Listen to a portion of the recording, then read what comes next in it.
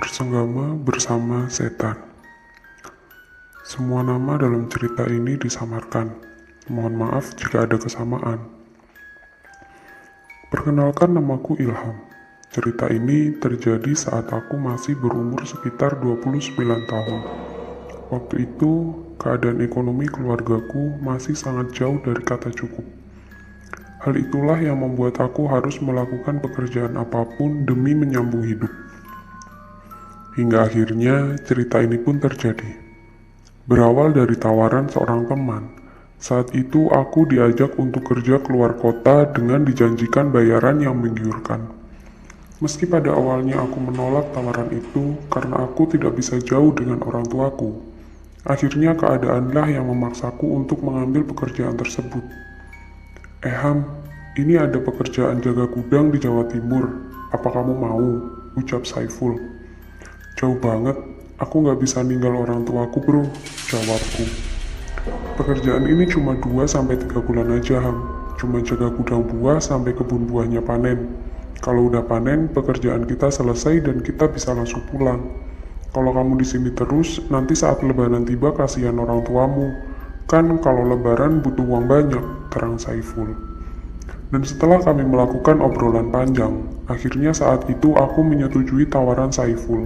Aku pun lalu meminta izin kepada orang tuaku. Dan setelah mendapat restu dari kedua orang tuaku, akhirnya kami pun siap berangkat di hari yang sudah kami tentukan. Namun semuanya berubah saat hari pemberangkatan tiba. Waktu itu, Saiful yang sebelumnya paling antusias menunggu hari pemberangkatan, tiba-tiba mendadak tidak bisa berangkat karena terkena musibah. Ham, aku gak bisa berangkat sekarang, aku nyusul aja ya. Nenekku meninggal kemarin malam, ucap Saiful. Waduh, ya gak mau aku Ful. Kalau kamu gak bisa berangkat sekarang, ya sudah, aku berangkat nunggu kamu aja lah, jawabku tegas. Lah, jangan gitu dong Ham, kan sudah janji sama calon majikan kalau kita akan datang sekarang. Kalau janji kita meleset, nanti kita gak dipercaya oleh majikan kita. Percaya deh, aku pasti nyusul kok. Aku udah telepon calon majikan kita kalau kamu yang berangkat duluan dan aku nyusul, terang Saiful. Kami pun saat itu sempat berdebat panjang, karena selain aku tidak mau berangkat sendirian, waktu itu lowongan pekerjaan ini ada berkat info dari Saiful. Jadi aku kurang enak kalau harus berangkat sendiri. Namun karena kami harus menjaga kepercayaan calon majikan kami, akhirnya aku memutuskan untuk berangkat terlebih dahulu agar semuanya tetap berjalan sesuai rencana. Dan singkat cerita, akhirnya aku pun berangkat menuju lokasi seorang diri. Jarak antara rumahku dan tempat kerja yang sangat jauh membuat aku hanya tertidur selama perjalanan. Hingga tanpa terasa, tiba-tiba aku pun sampai di terminal di salah satu kota di Jawa Timur. Saat aku turun dari kendaraan, aku sama sekali tidak tahu harus berjalan ke arah mana.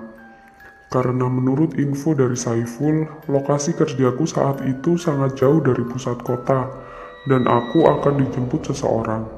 Oleh karena itu, meskipun aku sendirian dan tidak tahu arah, aku tetap tenang karena aku yakin nanti ada orang yang datang menjemputku. Dan akhirnya, di sela-sela aku berjalan pelan, tiba-tiba aku mendengar suara orang memanggil namaku. Mas Ilham? Tanya seorang laki-laki paruh baya dengan memakai baju putih polos lengkap dengan sarung yang diselempangkan di bahunya. Benar pak, jawabku. Perkenalkan, saya Rahmat. Saya disuruh Pak William untuk jemput mas di sini. Mas yang mau kerja di gudang kan? Ucap bapak-bapak yang mengaku bernama Rahmat tersebut. Oh, iya pak, sahutku.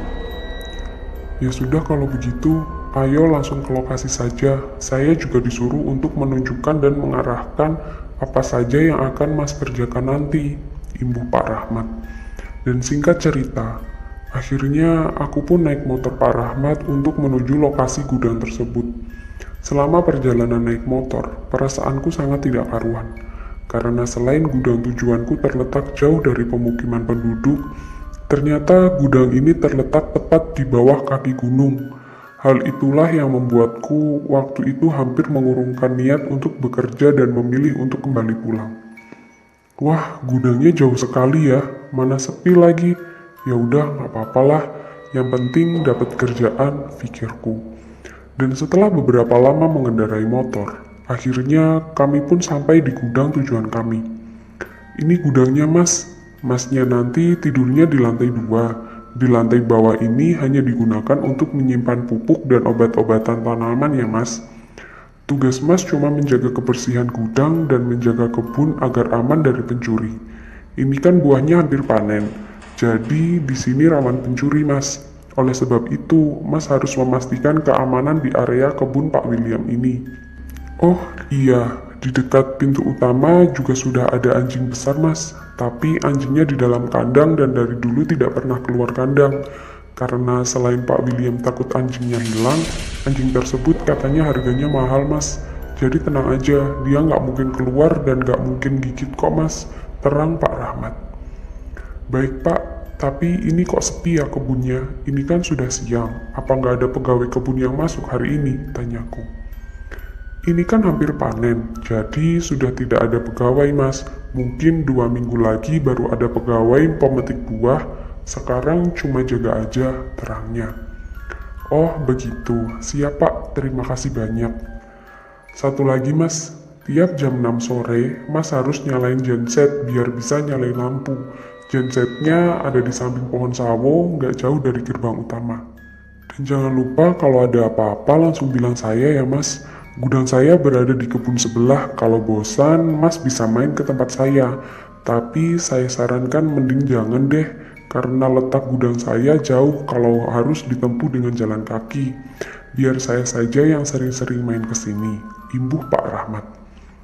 Dan setelah semua penjelasan dari Pak Rahmat kurasa sudah cukup, akhirnya siang itu pun Pak Rahmat pergi meninggalkanku. Saat itu, setelah kepergian Pak Rahmat, aku pun langsung membereskan barang-barangku dan pergi berkeliling untuk mengenal lebih dekat apa saja yang ada di kebun ini. Kebun buah Pak William ini bisa dikatakan sangat luas sekali, serta memiliki pemandangan yang sangat indah. Karena selain kebun ini terletak tepat di kaki gunung, dari sini aku bisa melihat seluruh kota dengan sangat jelas. Jadi tidak heran kalau cuaca di sini sangat dingin, dan sepertinya sudah pasti berkabut jika sudah menjelang malam hari. Wah, indah sekali pemandangan dari sini. Mantap deh pokoknya. Tapi ngomong-ngomong luas sekali ya kebunnya. Jarak gudang ke gerbang aja hampir 100 meter.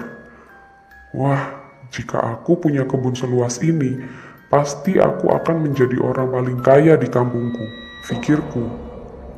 Dan singkat cerita, akhirnya waktu pun menjelang malam. Dan tanpa pikir panjang, aku pun saat itu langsung menuju ke genset agar lampu di gudangku bisa menyala. Sesampainya di area genset, waktu itu aku memang melihat seekor anjing besar yang sedang tertidur di dalam kandang besi. Namun sepertinya kandang tersebut sudah lama tidak dibuka. Itu terlihat dari besi kandang yang sudah berlumut dan di sekitar kandang juga sudah ditumbuhi rumput-rumput liar. Namun semua itu tidak kuhiraukan lagi karena aku memilih untuk terus mengotak-atik genset agar aku bisa segera menyalakan lampu. Dan setelah semuanya menyala, akhirnya aku pun kembali menuju gudang. Masih terlihat jelas di kepalaku. Itu adalah malam pertamaku menjaga gudang dan kebun itu. Suasana saat itu sangat sunyi sekali. Waktu itu aku hanya mendengarkan suara jangkrik yang hanya berbunyi sesekali. Namun semua itu seolah tidak menjadi masalah bagiku. Karena badanku sudah terasa lelah, akhirnya aku pun malam itu memilih untuk langsung tidur. Sekitar pukul 11 malam, aku terbangun dari tidurku karena waktu itu aku mendengar suara seperti seseorang sedang memukul-mukul bambu layaknya sedang ronda. Tik-tok, tik-tok, tik-tok, tok, tik-tok, tok, tok. Mendengar hal itu, tentu saja aku langsung terkejut dan segera mencari sumber suara tersebut. Aku Aku pun malam itu langsung beranjak dari ranjang dan segera mengintip dari jendela kamarku. Karena letak kamarku memang berada di lantai 2, tentu saja jika ada orang atau apapun yang beraktivitas di luar gudang, aku bisa melihatnya dengan sangat jelas dari sini. Ketika aku mengintip dari sela-sela korden, saat itu aku sangat terkejut. Karena malam itu, aku melihat dengan sangat jelas ada sosok kakek-kakek yang sedang berjalan mengelilingi gudangku. Sosok kakek-kakek tersebut berjalan pelan sambil membawa seperti lentera kecil di tangan kanannya, serta tangan kirinya memegangi pinggang. Melihat hal itu, tentu saja aku langsung terkejut dan langsung menutup kembali korden yang ada di jendelaku. Itu siapa ya? Masa di sini ada setan sih? Jangan-jangan itu tadi orang, ucapku dalam hati. Karena aku khawatir sosok tersebut adalah pencuri, akhirnya aku berniat untuk turun dan memastikannya. Karena selain ini adalah malam pertamaku, ini semua menjadi tanggung jawabku memastikan keamanan di kebun ini. Jadi, waktu itu meskipun aku sedikit takut, aku tetap memberanikan diri untuk melihatnya lebih dekat lagi. Dan setelah aku keluar dari gudang, aku langsung mengarahkan seterku ke sana kemari untuk memastikan apa ada orang lain selain aku di kebun ini. Siapa ya? Hei, siapa itu? Halo? Apa ada orang? Teriakku. Setelah beberapa lama berteriak dan mondar-mandir ke sana kemari, waktu itu aku tidak menjumpai siapapun. Hal itulah yang membuatku semakin penasaran siapakah kakek tadi yang mondar-mandir di area gudang ini.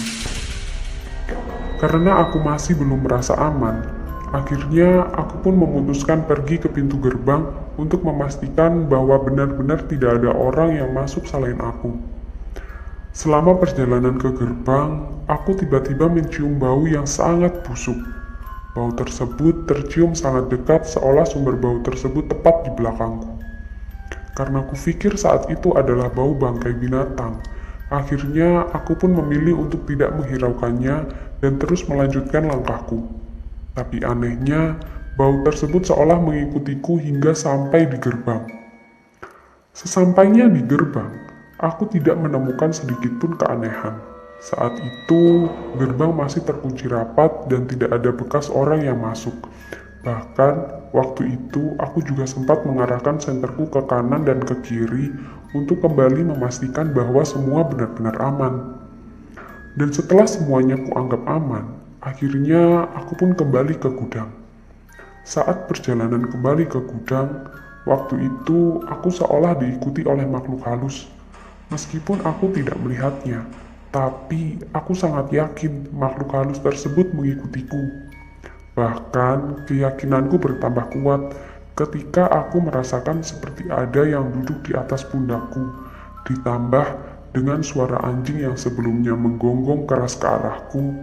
Tiba-tiba gonggongan anjing tersebut berubah menjadi seolah ketakutan seperti telah melihat sesuatu. Saat itu, tentu saja aku segera mempercepat langkahku meskipun badanku terasa semakin berat. Dan sesampainya di depan gudang, aku tiba-tiba melihat sosok perempuan berbaju putih kusam dengan rambut yang sangat sudah tidak terawat. Sosok tersebut berjalan pelan keluar dari dalam gudangku seperti membawa sesuatu. Melihat hal itu, tentu saja aku langsung terkejut dan berlari ke balik pohon agar aku bisa melihatnya lebih dekat lagi. Dan setelah mendapatkan posisi yang pas, aku pun waktu itu mencoba memberanikan diri untuk melihat sosok tersebut. Karena di dalam hatiku, aku masih khawatir jika itu bukanlah setan, melainkan maling. Sampai saat ini pun saya masih tidak tahu kenapa waktu itu saya masih nekat untuk melihatnya. Padahal seingat saya, waktu itu saya sudah kencing di celana. Masih teringat jelas di ingatanku. Sosok tersebut berjalan pelan mengelilingi gudang hingga beberapa kali. Dan tidak beberapa lama kemudian, akhirnya sosok tersebut berhenti di belakang gudang. Sosok tersebut sudah kupastikan tidak berkeliling lagi. Saat itulah aku langsung berlari masuk ke dalam gudang dan langsung mengunci semua pintu sambil gemetar tidak karuan. Sesampainya di dalam gudang, aku langsung berlari ke dalam kamar dan aku langsung berzikir sampai akhirnya aku pun tertidur pulas. Keesokan harinya, aku terbangun karena ada suara orang memanggil namaku. Setelah kulihat dari jendela kamar, ternyata Pak Rahmat yang sepertinya sudah sedari tadi berdiri di depan gudang. Dan tanpa pikir panjang, aku pun akhirnya berjalan turun untuk segera membukakan pintu untuknya. "Halo, selamat pagi Mas Ilham," ucap Pak Rahmat. "Selamat pagi Pak, kirain siapa, silakan masuk," jawabku sopan. Dalam kesempatan itu, tentu saja aku langsung menceritakan apa yang kualami semalam. "Pak, kemarin malam aku kok lihat ada orang tua yang lewat di depan gudang. Di sekitar sini apa ada orang lain selain kita Pak?" tanyaku sopan. Dan belum sampai aku menceritakan semuanya, Pak Rahmat tiba-tiba langsung memotong ucapanku dengan nada yang sedikit tinggi. "Mas, lain kali kalau masnya lihat sesuatu yang menurut mas itu bukan pencuri, tolong jangan hiraukan ya mas. Jangan sekali-kali keluar apalagi membuka pintu, biar mas aman dan betah di sini. Dan ingat, jangan sekali-kali mas pergi ke belakang gudang. Kalau mas ketahuan pergi ke belakang, saya akan lapor Pak William, karena di sini tindakan itu dilarang," jawab Pak Rahmat dengan tegas. Mendengar hal itu, tentu saja aku hanya mengangguk meskipun dalam hati aku masih kebingungan dengan maksud perkataan Pak Rahmat. Karena setauku, di belakang gudang cuma ada pohon pinus dan tidak ada yang lain. "Ah, sudahlah, nurut aja biar aman," ucapku dalam hati. Dan singkat cerita, akhirnya hari itu pun berlalu begitu saja. Malam pun kembali tiba. Malam itu seperti biasanya, setelah semua kupastikan aman, aku langsung masuk ke dalam kamar dan menguncinya dari dalam. Dari sini kan semuanya sudah terlihat, jadi aku tidak perlu keluar jika aku melihat sesuatu. Cukup kulihat dari sini saja, pikirku. Malam itu saat aku berbaring dengan santai, tiba-tiba aku melihat suara orang melangkah mondar-mandir di sekitar gudang. Dan setelah kuintip dari jendela, aku sangat terkejut karena saat itu aku melihat Pak Rahmatlah yang sedang berjalan mondar-mandir sambil membawa seperti wadah sesajen. Semua itu terlihat dari kepulan asap kecil yang keluar dari wadah yang dibawa oleh Pak Rahmat. Waktu itu aku juga melihat Pak Rahmat seperti tergesa-gesa berjalan ke arah belakang gudang. Beliau terlihat warawiri seperti melakukan aktivitas yang sangat mencurigakan. Karena aku tidak mau mengganggu, akhirnya aku hanya mengawasi sambil masih terheran-heran apa yang sebenarnya dilakukan oleh Pak Rahmat di situ. Dan tanpa menghiraukan hal itu, aku pun memutuskan untuk tidak peduli dan memilih melanjutkan tidurku. Sekitar lewat tengah malam, saat itu aku sangat terkejut karena aku tiba-tiba mendengar banyak sekali suara wanita yang sedang melakukan aktivitas. Mulai suara mengobrol, tertawa cekikikan, hingga suara tangis. Semuanya terdengar jelas dari arah belakang gudang yang kutempati. Karena saat ini aku sudah sangat penasaran, akhirnya aku pun memberanikan diri untuk melihat ke belakang gudang. Ini kan sudah tengah malam, Pak Rahmat nggak mungkin tahu kalau aku pergi ke belakang. Di belakang kok ramai sekali suaranya. Ini pasti ada yang disembunyikan dariku. Jangan-jangan Pak Rahmat menimbun buah dan mau dijual lagi tanpa sepengetahuanku, pikirku. Saat itu rasa penasaranku sudah tidak bisa dibendung lagi. Selain aku mendengar suara banyak wanita, saat itu aku juga ingin tahu ada apa sebenarnya di balik gudang ini. Dan akhirnya aku pun berjalan pelan ke belakang gudang ini. Malam itu, ketika aku berjalan baru sampai di samping gudang, aku sudah disambut dengan bau dupa yang sangat menyengat. Namun hal itu semakin membuat aku penasaran dan aku pun memilih untuk terus melangkahkan kakiku perlahan. Dan sesampainya di belakang gudang, aku tidak melihat satupun orang. Waktu itu aku hanya melihat kebun buah ditambah pohon pinus yang menjulang sangat tinggi. Namun aku tidak menyerah sampai di situ saja. Malam itu, aku berusaha terus mencari dengan mengarahkan senterku ke sana kemari, menelusuri bau dupa yang saat itu masih tercium oleh hidungku. Dan tidak beberapa lama kemudian, tiba-tiba pandanganku teralihkan oleh beberapa ruangan seperti penjara kecil yang berjejer rapi tepat di belakang gudang ini. Ruangan tersebut berpagar besi dengan balutan kain putih bersih yang membuatnya terlihat semakin mencurigakan. Melihat hal itu, tentu saja aku langsung perlahan mendekatinya, dan ketika aku sudah berada di depan salah satu pintu ruangan besi tersebut, aku sangat kaget. Karena saat itu aku melihat banyak sekali sesajen, mulai dari dupa, bunga-bunga, telur, kemenyan, hingga selendang Jawa.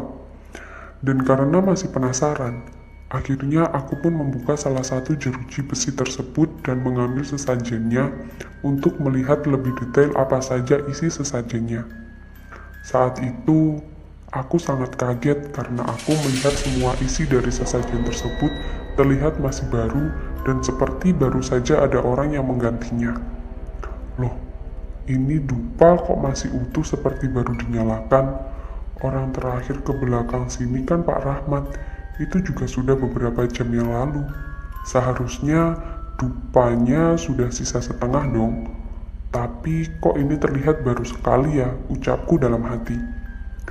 Dan belum selesai aku kebingungan, tiba-tiba aku mendengar suara kakek-kakek yang sedang batuk dengan sangat keras sekali. Mendengar hal itu, tentu saja aku langsung terkejut ketakutan. Dan setelah kutoleh ke sana kemari, akhirnya waktu itu aku melihat sosok kakek-kakek yang sedang duduk tidak jauh dariku. Sosok tersebut duduk tenang sambil bersandar di salah satu pohon pinus yang ada di sini. Ketika kuarahkan senterku ke arah wajahnya, aku melihat wajah kakek tersebut sudah sangat keriput sambil tidak henti-hentinya meneteskan air liur. Dan ketika aku mencoba mendekatinya, tiba-tiba kakek tersebut tertawa terbahak-bahak dengan suara yang sangat keras sekali. Melihat hal itu, tentu saja aku langsung lari terbirit-birit menyelamatkan diri sambil berteriak ketakutan. "Setan!" teriakku. Dan ketika aku berlari, aku seolah baru sadar kalau waktu itu aku sedang berada di kerumunan makhluk halus. Saat itu sontak keringatku langsung bercucuran, jantungku berdetak kencang dan seluruh tubuhku gemetar tidak karuan. Malam itu, aku melihat semuanya, mulai dari yang putih pucat hingga yang sudah hancur lebur. Semuanya menampakkan wujudnya di hadapanku. Setelah aku berlari sekuat tenaga, akhirnya aku pun sampai di kamarku. Saat itu aku langsung menutup pintu kamar dan masuk ke dalam selimut dengan perasaan yang masih sangat ketakutan. Dan tidak berhenti di situ saja. Waktu itu tidak beberapa lama kemudian, pintu kamarku juga digedor-gedor dengan sangat kencang sekali. Bahkan di jendela kamarku aku juga melihat sosok perempuan yang membentur-benturkan kepalanya seolah hendak memaksa untuk masuk ke dalam kamarku. Waktu itu, nafasku seolah berhenti, tubuhku gemetar tidak karuan dan aku pun menangis ketakutan tiada henti. Dan sekitar pukul 4 pagi, aku sedikit lega karena gangguan tersebut perlahan menghilang. Waktu itu, aku langsung mengemasi barang-barangku dan berniat untuk segera pergi dari gudang ini.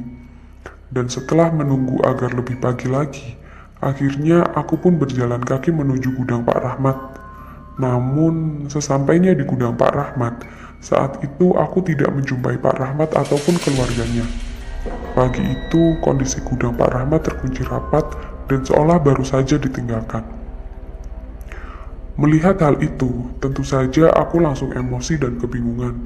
Karena selain waktu itu benar-benar sepi, aku juga tidak tahu sama sekali jalan menuju perkampungan.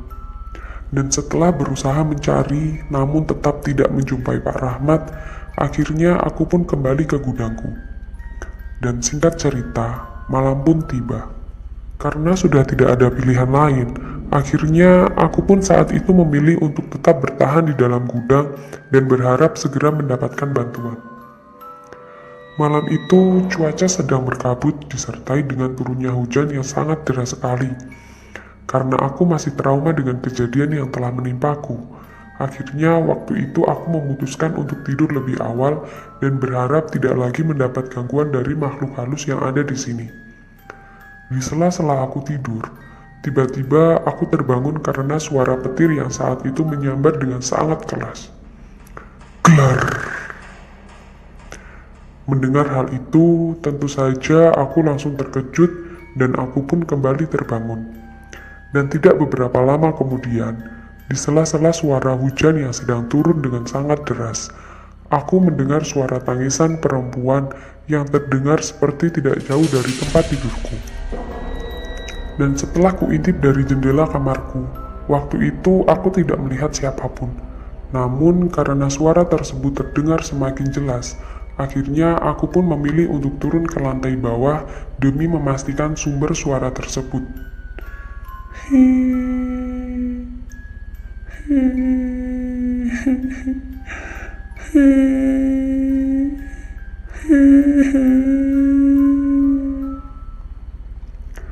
Suara tersebut semakin lama semakin terdengar jelas di antara derasnya hujan.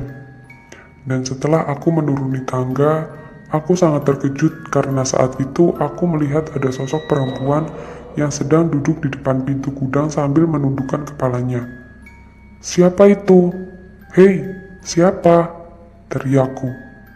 Karena penasaran, aku pun terus melanjutkan langkahku mendekati sosok perempuan tersebut.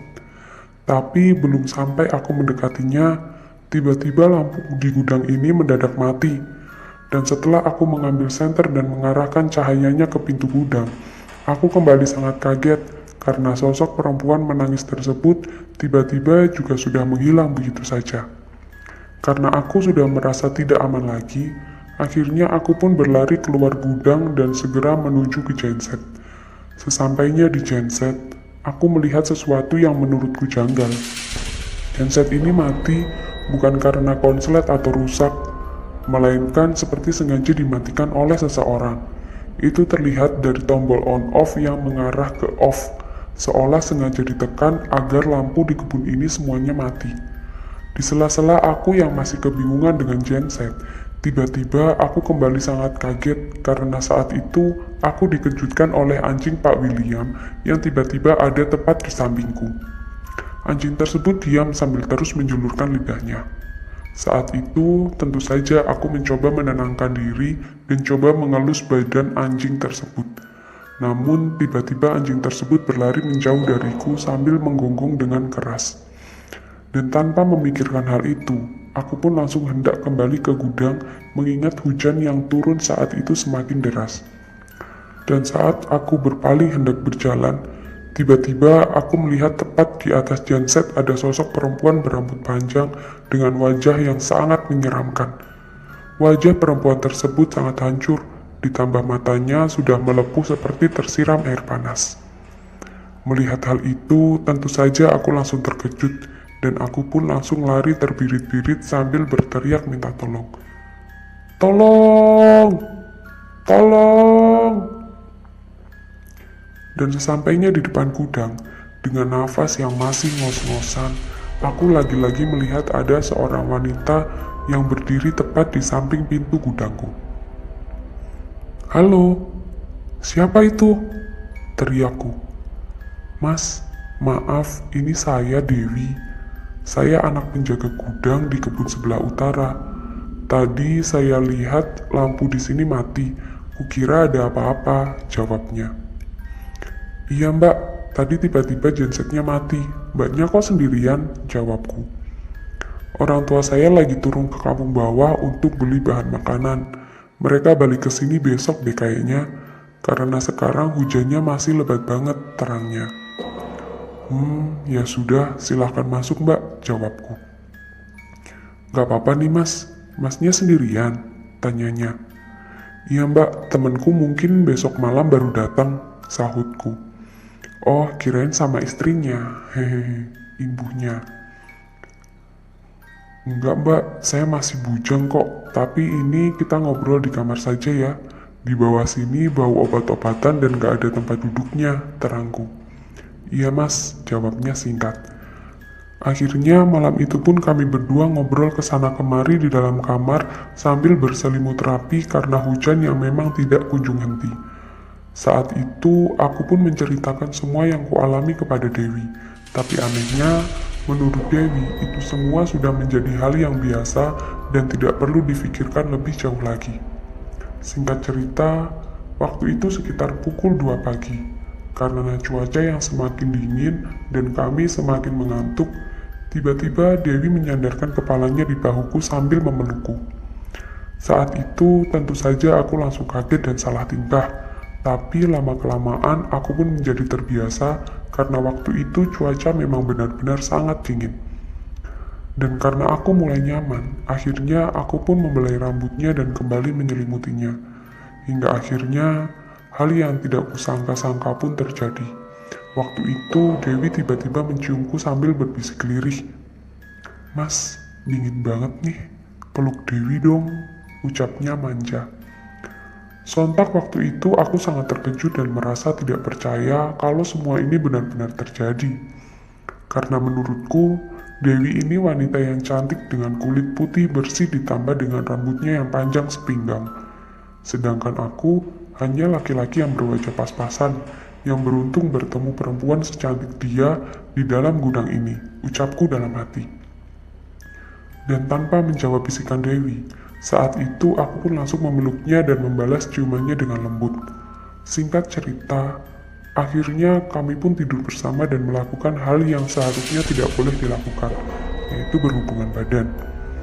Keesokan harinya, aku terbangun kesiangan dengan kondisi yang sudah tidak memakai pakaian sama sekali. Bahkan aku pun saat itu juga tidak lagi melihat Dewi ada di sampingku. Dewi kemana ya? Apa mungkin dia sudah kembali ke gudangnya? Ah, nanti saja deh aku samperin. Sekarang aku mau matiin genset dulu, pikirku. Siang itu pun aku langsung berjalan ke arah genset dan lagi-lagi aku melihat keanehan. Kali ini soal anjing Pak William yang kemarin kulihat keluar dari kandangnya. Setelah kuamati lebih jauh, kandang anjing ini sepertinya memang sudah lama tidak dibuka. Itu terlihat dari bentuk kandang yang sudah dipenuhi lumut dengan gemboknya yang sudah berkarat. Nah, kalau kemarin bukan anjing ini yang keluar, terus anjing siapa? Pikirku kebingungan. Saat itu ketika aku masih melihat-lihat kondisi kandang, tiba-tiba Pak Rahmat berdiri tepat di balik pintu gerbang sambil berdiri diam mengawasiku. Melihat hal itu, tentu saja aku langsung berteriak memanggilnya. "Pak, Pak Rahmat!" teriakku. Saat itu Pak Rahmat hanya diam dan tidak menjawab panggilanku. Tapi anehnya, tiba-tiba beliau langsung memberi isyarat untuk mengajakku segera pergi dari tempat ini. Waktu itu, aku juga sempat kebingungan dengan sikap Pak Rahmat yang mendadak berubah menjadi dingin dan seperti mengusirku. Namun saat itu aku hanya diam dan menuruti perintah Pak Rahmat dan akhirnya aku pun menaiki motornya untuk pergi dari gudang tersebut. Sepanjang perjalanan turun, aku terus memaksa Pak Rahmat agar mengatakan apa yang sebenarnya terjadi kepadaku dan ada apa sebenarnya di gudang tersebut. "Bapak, kalau tidak mau menjawab pertanyaan saya mau turun nanti aja Pak. Saya mau nunggu temanku dulu. Saya tahu kok kalau Bapak sebenarnya menyembunyikan sesuatu," ancamku. Mendengar hal itu, tiba-tiba Pak Rahmat langsung menghentikan motornya dan berbalik memandang wajahku. "Mas tahu kenapa saya melarang Mas untuk tidak melakukan apa-apa meskipun apapun yang terjadi?" tanyanya. "Enggak Pak," jawabku. "Mas tahu saya juga melarang Mas jangan pergi ke belakang gudang?" tanyanya. "Enggak Pak," jawabku. "Mas, sebagai pegawai baru seharusnya nurut apa kata saya. Soalnya ini menyangkut keselamatan Mas Ilham sendiri. Ketika saya bilang jangan, ya seharusnya jangan dilakukan. Dan semua itu tidak harus saya beri alasan karena menyangkut rahasia Pak William," terangnya. "Maksud Bapak?" jawabku heran. "Mas Ilham masih percaya kalau kebun seluas ini hanya dipasrahkan ke 1 atau 2 orang penjaga saja?" imbu Pak Rahmat. "Loh memangnya ada berapa Pak?" tanyaku semakin heran. "Menjaga kebun seluas ini nggak cukup hanya dijaga oleh manusia Mas. Harus ada makhluk halus yang membantu menjaganya," ucap Pak Rahmat. "Tapi kemarin aku ditemani perempuan Pak, Dewi namanya. Katanya orang tuanya lagi turun ke kampung," protesku. "Astagfirullah, itu kuntilanak Mas," jawab Pak Rahmat dengan nada yang sangat terkejut. Setelah mendengar hal itu, tentu saja tubuhku langsung lemas dan seolah tidak percaya dengan semua yang dikatakan oleh Pak Rahmat. Akhir cerita, saat itu aku pun langsung pulang karena Pak Rahmat sudah melarangku untuk tinggal lebih lama lagi di gudang tersebut. Sepanjang perjalanan pulang, waktu kuhabiskan dengan melamun seolah masih tidak percaya dengan apa yang sudah terjadi kepadaku. Aku pun saat itu mengingat semua kejadian itu kembali, sambil terus bersyukur karena masih diberi keselamatan. Sesampainya di rumah, aku lagi-lagi kembali terkejut karena waktu itu orang tuaku tiba-tiba melarangku untuk masuk ke dalam rumah. "Jangan masuk rumah dulu nak, mandi ke sumber air dulu, 7 sumber ya. Kamu cari di kampung sebelah sumbernya," ucap ibuku. Karena sejak kecil aku tidak pernah membantah perkataan orang tua, akhirnya saat itu pun aku langsung pergi untuk mencari sumber air. Dan singkat cerita, setelah selesai melakukan semua perintah orang tuaku, akhirnya aku pun masuk ke dalam rumah dan menceritakan semua yang kualami. Saat itu, aku juga kaget dengan penuturan orang tuaku yang mengaku melihat ada sosok perempuan yang mengikutiku saat aku pulang ke rumah. Oleh sebab itu, aku disuruh mandi terlebih dahulu agar sosok tersebut segera pergi dariku. Namun sepertinya semuanya sia-sia, karena menurut orang tuaku, aku telah disukai oleh makhluk halus tersebut. Itu terlihat dari pegangan tangannya dan senyumannya. Dan yang lebih parahnya lagi, orang tuaku juga mencurigaiku bahwa aku telah melakukan hubungan badan dengan makhluk halus tersebut. Saat itu aku sudah tidak bisa mengelak lagi, karena dugaan orang tuaku dikuatkan dengan memar atau lebam yang terdapat di seluruh tubuhku. Waktu itu aku sebenarnya juga tidak menyadari jika seluruh tubuhku saat itu terdapat banyak sekali memar atau lebam. Aku baru menyadari semua itu saat aku mandi di sumber air. Namun karena aku menganggap itu adalah hal yang biasa, akhirnya aku memilih untuk tidak menceritakannya. Namun semua itu berbeda dengan anggapan orang tuaku. Menurutnya itu adalah bukti bahwa aku telah melakukan hubungan badan dengan makhluk halus. Hal itulah yang akhirnya membuat orang tuaku khawatir dan langsung menghubungi saudara-saudaraku untuk berkonsultasi agar aku segera mendapatkan pertolongan yang tepat. Dan akhir cerita, saat itu aku sering sakit-sakitan hingga beberapa tahun. Bahkan yang lebih parahnya lagi, hingga umur 40 tahun, aku masih belum bisa mendapatkan jodoh. Dan setelah aku berkonsultasi dengan paranormal dan ulama, akhirnya saat itu aku diruqyah rutin dan melakukan beberapa terapi. Dan setelah melakukan serangkaian pengobatan yang panjang, akhirnya waktu itu aku bisa mendapatkan jodoh dan kini sudah memiliki 1 orang anak. Waktu itu sekitar 2 tahun setelah kepulanganku dari gudang tersebut, aku juga mendengar kabar bahwa Saiful telah meninggal dunia akibat komplikasi penyakit. Namun yang membuat aku terkejut adalah saat itu jenazah Saiful juga dipenuhi luka lebam sama seperti yang kualami dulu. Namun setelah aku berpendapat bahwa kematian Saiful ada hubungannya dengan makhluk halus, pendapatku ditolak mentah-mentah oleh keluarganya. Karena menurut dokter, itu adalah tanda bahwa penyakitnya sudah menggerogoti tubuhnya. Karena aku rasa aku tidak memiliki hak untuk ikut campur, akhirnya saat itu aku hanya bisa diam dan mendoakan sambil masih terus merasa bersalah. Hal yang paling kusesali adalah ketidakmampuanku untuk mengingatkan Saiful agar tidak melanjutkan pekerjaannya menjaga gudang tersebut. Karena selain belum adanya ponsel, jarak rumahku dan rumah Saiful saat itu juga sangat jauh. Hal itulah yang membuat aku bisa dikatakan putus komunikasi dengan Saiful sejak kepulanganku dari gudang tersebut. Dalam video selanjutnya, kami berhasil menelusuri gudang yang kami duga adalah gudang di mana cerita ini terjadi. Karena meskipun oleh narasumber kami tidak diberi kejelasan tentang letak sebenarnya dari gudang tersebut, kami tetap mencoba menelusurinya untuk memastikan kebenaran dari cerita ini. Dan setelah kami berpindah-pindah dari satu gudang ke gudang yang lain, akhirnya kami menemukan satu gudang yang memiliki ciri sama persis dengan gudang yang ada di dalam cerita ini. Video penelusuran kami sudah tersedia di channel YouTube Lakon Story, Bersenggama Bersama Setan. Hikmah yang dapat kita petik dari cerita ini adalah, dimanapun kita berada, hendaknya kita selalu menjaga sopan santun serta mematuhi segala larangan yang ada. Dan hal yang tidak boleh kita lupakan, yaitu kita harus selalu berdoa kepada Tuhan Yang Maha Esa, agar kita senantiasa selalu dilindungi dan dijauhkan dari segala mara bahaya. Terima kasih teman-teman, semoga cerita ini menemani hari-hari kalian.